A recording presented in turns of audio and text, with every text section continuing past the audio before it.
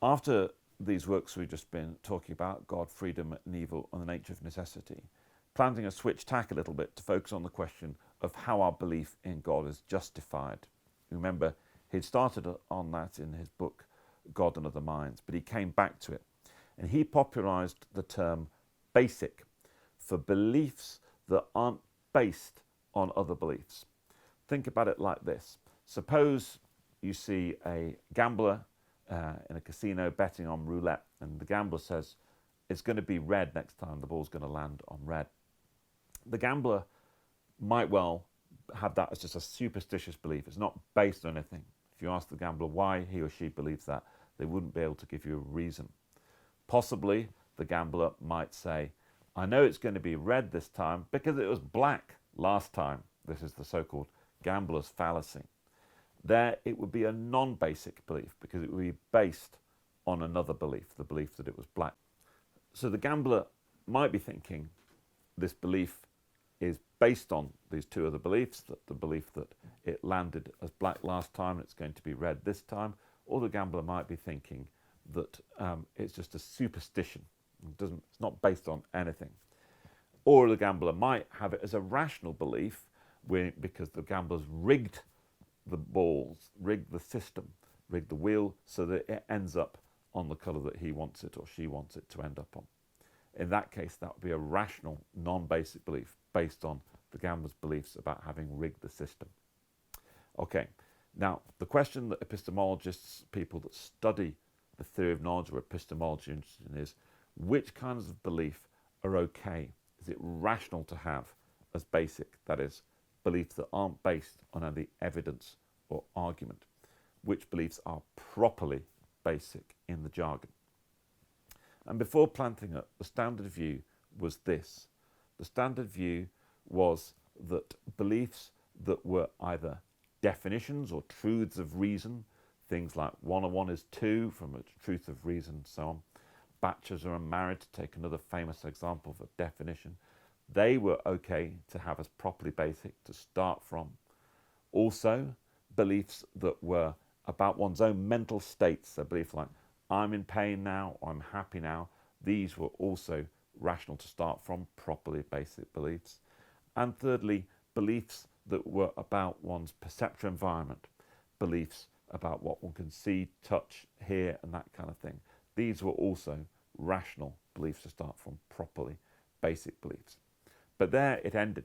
So when you took belief in God, for example, the thought was you had to try and prove the existence of belief in God from other bases, from bases perhaps of definitions and truths of reason, from bases perhaps of stuff in one's own mind, one's own mental states, or thirdly, the bases of what one can see, hear and touch and so on in the world.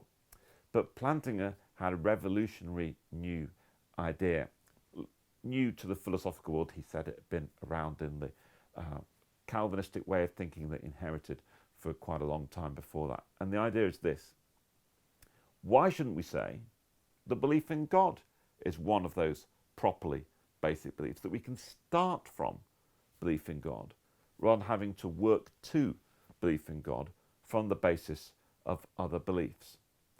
And this suggestion really revolutionized the debate about the status of belief in God and the epistemological discussion in general. The idea that belief in God could be itself properly basic. Since then, Plantinga has gone on to suggest actually not just belief in God strictly itself, but other Christian beliefs, like the belief that God was in Christ reconciling the world to himself, that belief itself could be properly basic, and others like it.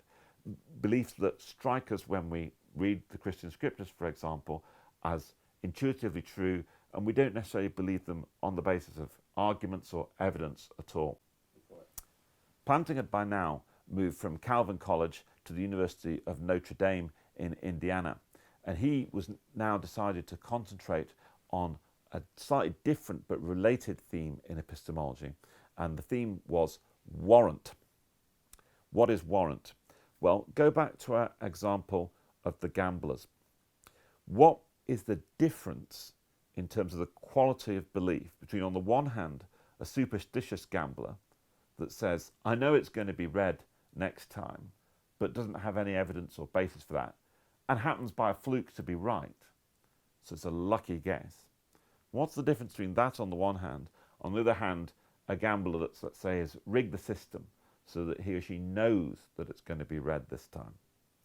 Well, Plantinga says, and this is a common line that's taken in the epistemological literature, the literature studying the theory of knowledge, says that the difference is that the second case has warrant. That's the case when the gamblers actually rig the system. And so even the first one, even if it's a correct guess, because it's just a guess, it lacks warrant. And it can't be the gambler just knows it by superstition, right? He might or she might guess correctly that the ball's going to land on red, but we wouldn't say that the gambler knew it was going to land on red. Why not? Simply because the belief lacks warrant. So what is warrant? Warrant is that quality or quantity, maybe it comes in degrees, enough of which makes the difference between knowledge and true belief.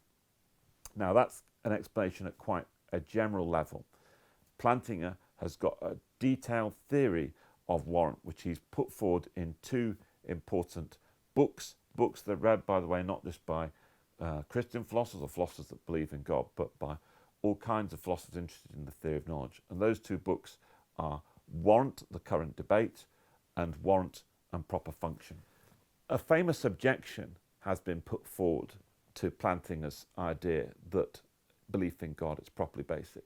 And the person that made this famous objection is Plantinga himself. It's the mark, I think, of a really great philosopher, that not only does he or she come up with great ideas, but they come up with great objections to their own ideas.